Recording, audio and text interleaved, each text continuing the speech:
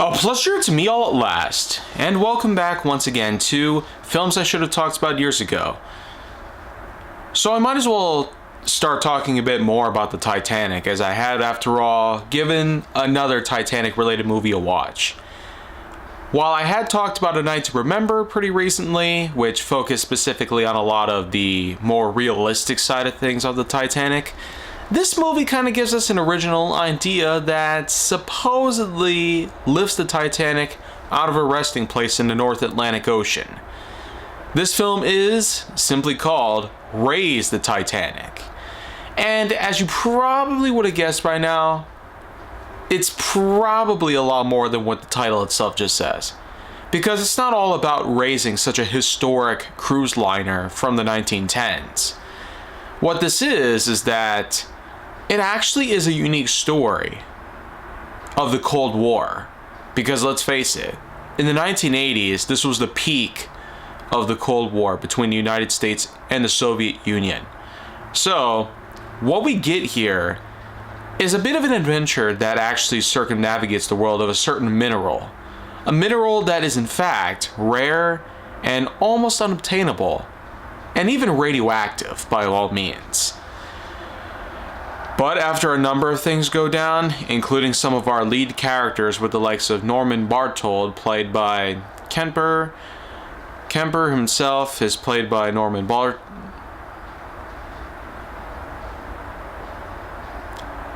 But after some tussle goes around between some of our main characters, like Kemper, played by Norman Barthold, Mark Garden, played by Elvia Baskin, and Merker, played by Dirk Blocker, the thing is that this film does give us the unique idea of how this sort of mineral can possibly be found in only one known location.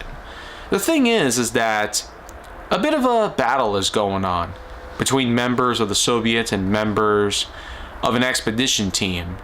This team of scientists, while they might be armed to the teeth, they also got to find themselves this mineral in particular. And where do they look?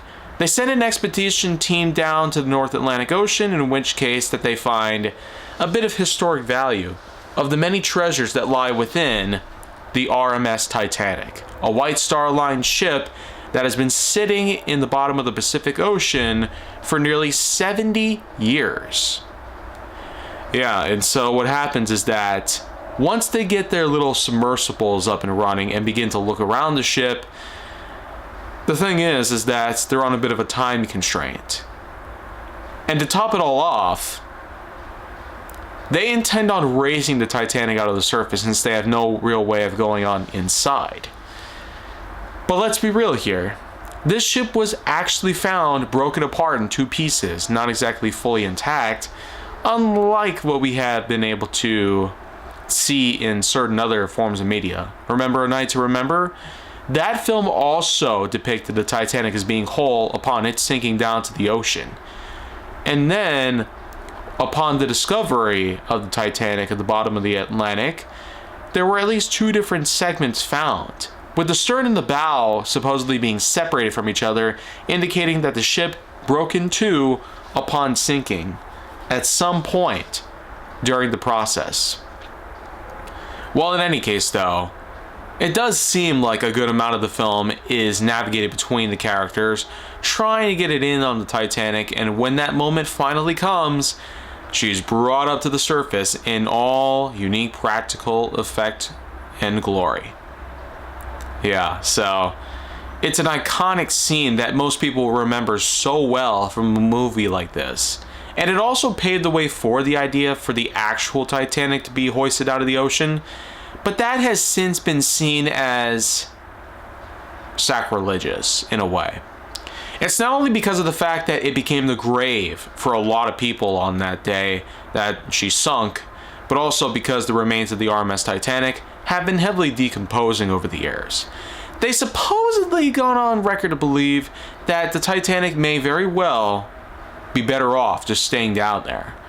There has been a lot of expeditions since 1985 that have gone around to pick up whatever's left of the Titanic in terms of whatever treasures may be down there, and also whatever other kinds of evidence they could find for historical value. but thankfully trying their best to avoid any sort of tampering with the corpses or any other sites of disbelief. Well, I feel like that's a lot that I had to cover on through here, but probably the best part would have to be when, even after searching the Titanic and being brought up to the surface, they haven't been able to find this mineral. They eventually have leads that go to some sort of graveyard in which the radioactive meter, known as the Rankine gauge, actually shows a high level of radiation from within one grave in particular. And even though they have the opportunity to do so, the film basically comes to an end with the realization that there's a lot worth fighting for, whether it be through history or it would be through treasure hunting. But in order to obtain something for the Soviet Union, or anything of any sorts, just doesn't seem like the best possible idea here. Now, even though this, much like A Night to Remember, was around 2 hours long, almost, both of these films at least gave us a good idea of what the RMS Titanic could have possibly been like. But let's remember that this was pre-85, before the RMS Titanic was discovered by scientists. And those remains, since then, have been sitting down there. After 40 years since that fated day had occurred. Eventful day as well. And I feel like that it's probably for the best that it be left there. Whether it's going to be there for a long time or even just a few more years before completely breaking down, it's all up to what goes on in our daily lives. Still, I feel like that, even though I didn't really give A Night to Remember a score, I'll just go ahead and leave that film with an 8.1 out of 10.1. But for Raise the Titanic, I like the originality that they went ahead and did with this. And I also do like how the idea of a mineral happens to be intertwined with the likes of the remains of the Titanic, and they had to bring it on out of the ocean. While it seems petty, it at least is a good excuse. For the Titanic to actually be brought back up to the surface for the first time in nearly 70 years, I mean, it's one crazy idea, but it sure does leave a lot of impressions. That was one incredible scene that I remember seeing back in the day.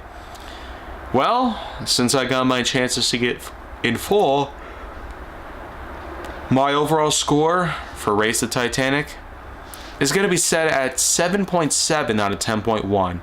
A little behind A Night to Remember, but even still, I got one last Titanic related film that I'll be focusing on for tomorrow. So, if you want to see more of that on my channel, make sure to like, subscribe, comment, follow me wherever you can find me, and stay on the Hollywood side.